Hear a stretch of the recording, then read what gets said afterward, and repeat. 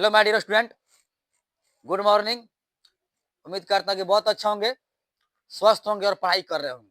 ठीक है, देखिए ठंडी का तो मौसम है, लेकिन आप लोग का एग्जाम भी बहुत जल्द होने वाला है, तो उसमें आप लोग तैयारी मन से कीजिए ताकि आपका रिजल्ट जितना सोच रहे हैं उससे अधिक आ जाए। तो चलिए आज कुछ क्लास 10th का बीएम क्वेश्चन लेकर आए हैं। 100% जो है बीएम क्वेश्चन आपको मिलेगा।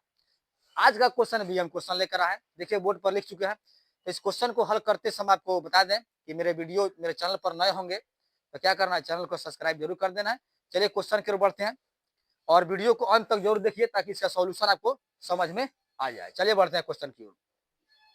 कहता है भुजा ए वाले समबाहु त्रिभुज, देखिए समबाहु त्रिभुज का जिक्र करता है।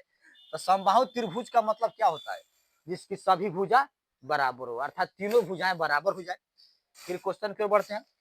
भुजा ए वाले समबाहु त्रिभुज में सिद्ध करे कि त्रिभुज का क्षेत्रफल जो आपको सिद्ध करना है, क्या सिद्ध करना है, √3/4 ठीक है। तो आप त्रिभुज का क्षेत्रफल जानते हैं क्या होता है, 1/2 गुने आधार गुना ऊंचाई होता है या शीर्षलंब भी होता है।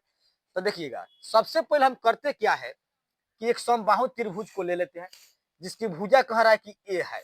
तो समझिए आप लोग, देखिए हमें क्या कर लेते हैं, यहाँ पर एक हम समबाहु त्रिभुज बनाते हैं। देखिए आपको दिखने में लगे समबाहु है, तो यहाँ ए लिख देते हैं, यहाँ बी लिख देते हैं, यहाँ सी लिख देते हैं। ठीक है, सभी भुजा बराबर कर देते हैं, समबाहु हो जाएगा।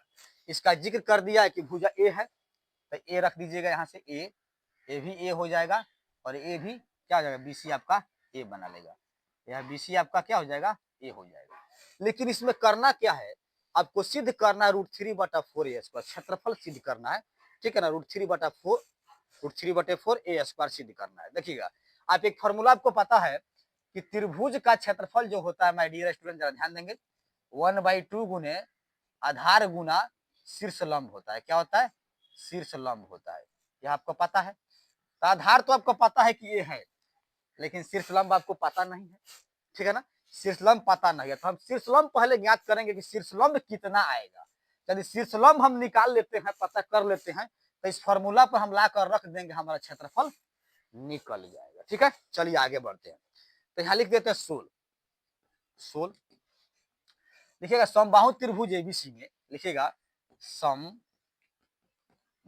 त्रिभुज, एकदम इत्मीनान समझते हैं, त्रिभुज एबीसी में भुजा जो है आपके ए बी है, लिखिएगा भुजाएं यहाँ कर देते हैं, ए बी बराबर बी सी बराबर ए सी, टोटल आपका ए के बराबर है, एक कर देते हैं ए के बराबर है। ठीक है, अब हम करते क्या है, अब यहाँ समझ लीजिएगा, यदि मान लेते हैं यहाँ एक जो है लंब खींचते, रचना कर देते हैं। रचना हम करेंगे क्या, जरा ध्यान दीजिएगा, इसको हम डी ले लेते हैं। ठीक है, भुजा बराबर था, यहाँ पर डी ले लेते हैं।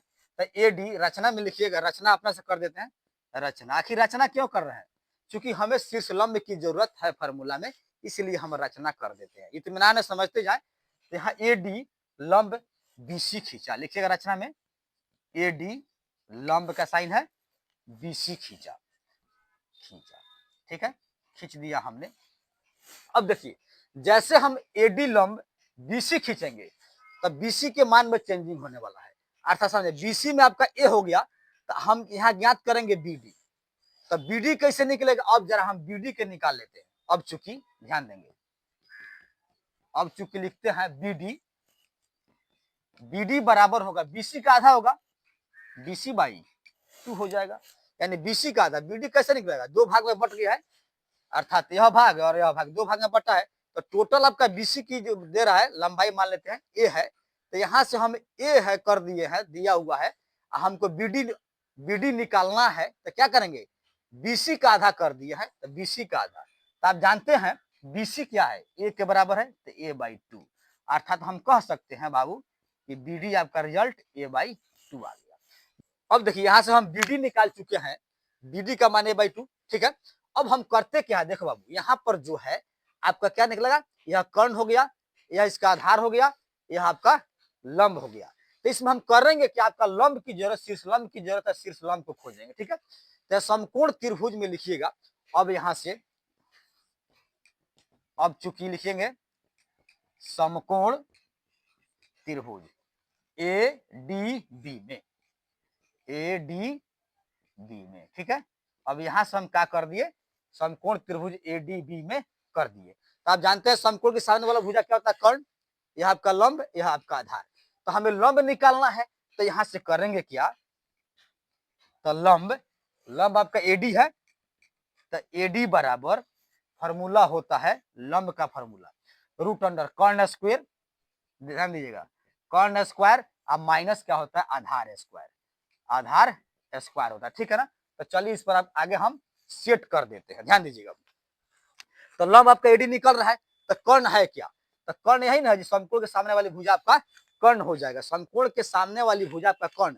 तो कर्ण आपका ए बी कह रहा है, तो ए बी की जगह क्या है, ए है, तो यहाँ पर डायरेक्टली कर सकते हैं हम लोग, बराबर डाल देते हैं, यहाँ पर आते हैं बराबर, ठीक है। अब यहाँ पर कहता है रूट अंडर, तो रूट अंडर डाल दीजिए, ठीक है। अब कर्ण क्या है, कर्ण ए है, तो ए स्क्वायर कर दिया यहाँ पर, ठीक है। आगे बढ़ते हैं, माइनस कहता है तो माइनस लिख दिया, आधार कहता है, तो आधार कितना देखो a/2 निकला है, तो a/2 का हम लोग स्क्वायर कर देते हैं। आगे बढ़ते हैं, ध्यान देकर समझिएगा, ए का स्क्वायर जो कितने रहन देते हैं, ए स्क्वायर माइनस, अब इसका स्क्वायर कह रहा है, इसका मतलब यह है कि a/2 का 2 बार गुना करना है, तो ए में गुना करेगा तो ए स्क्वायर बना लेगा, ध्यान देंगे ए स्क्वायर और 2 दूना 4 कर जाएगा। आगे बढ़ जाइए, फिर एक बार यहाँ कर देते हैं, ठीक है। अब हम करते क्या है, बटा 1 कर लेते हैं, 1 और 4 का एलसीएम निकाल लेते हैं 4, इसे रूट के अंदर ही बंद करके रखिएगा, ठीक है। तो 1 4 का लघुत्तम 4, इसमें गुना कर गया 4a स्क्वायर और माइनस 1 जाके इसमें गुना किया तो ए स्क्वायर, ठीक है। अब आगे बढ़ते, ध्यान दीजिएगा, एक बार और चलिए, तो 4a स्क्वायर में से एक ए स्क्वायर घटेगा तो 3 गो, अर्थात 3a स्क्वायर अब बटे 4।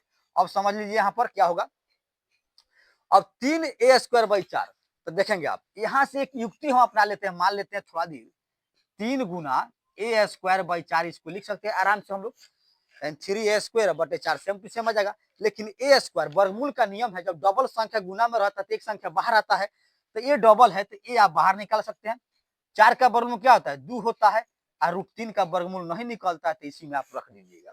अर्थात फिर समझे, एक स्क्वायर ए गुना ए है तो एक ए बाहर हो गया रूट से, 4 का वर्गमूल 2 हो गया और रूट 3 आपका फंस गया, ठीक है। तो यहाँ से हम लंब निकाल लिए है, लंब बराबर क्या हो जाएगा, लंब अर्थात एडी, हम एडी का मान निकाल चुके a/2 रूट 3, ठीक है। अब यहाँ पर हम लंब का मान निकाल लिए, तो अब प्रश्न चलते हैं, लिखते हैं,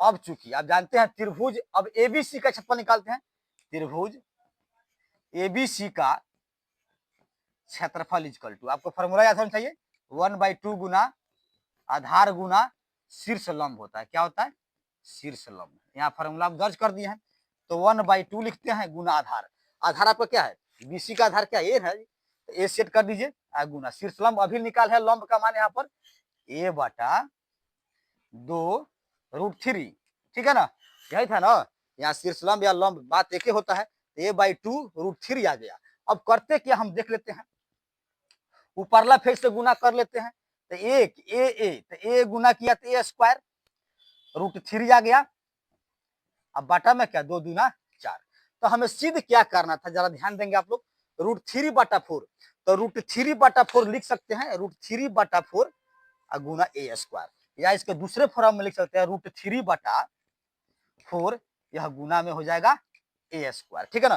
तो देखो तो यहाँ पर रूट 3/4 ए स्क्वायर, रूट 3/4 ए स्क्वायर आपका आ गया ना, तो यही आपका प्रूव होता है, PROVED, ठीक है ना।